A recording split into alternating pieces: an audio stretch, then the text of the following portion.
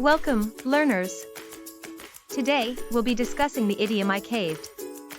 Let's get started. First things first, let's clear up any misunderstandings. I caved does not mean someone literally caved in or collapsed. For example, if someone says, "I caved in the roof," it would be a misunderstanding.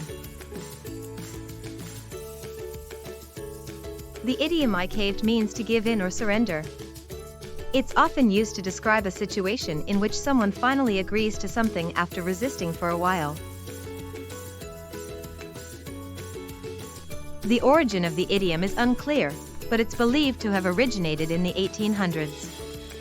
Now, let's learn how to remember the meaning easily. Think of a cave as a place of retreat or surrender.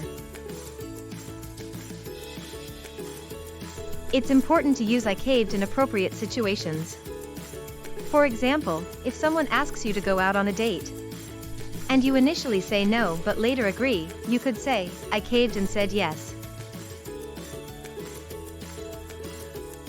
Let's look at some example sentences. In the first context, a child wants a toy, and the parent initially says no but later gives in. After saying no for a while, I caved and bought the toy.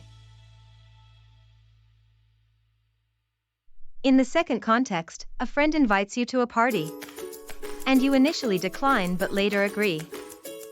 I caved and decided to go to the party. In the third context, a colleague asks for a favor, and you initially refuse but later agree. After resisting for a while, I caved and helped my colleague.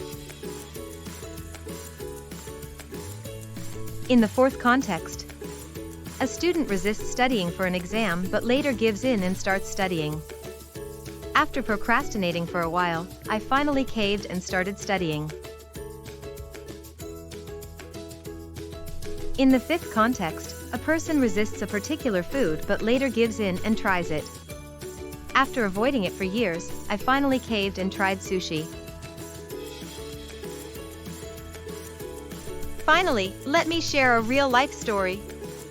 A friend of mine resisted going on a roller coaster ride for years but finally caved and went on it. She ended up loving it and has been a fan of roller coasters ever since. That's all for today, learners. Remember to practice using I caved in appropriate situations.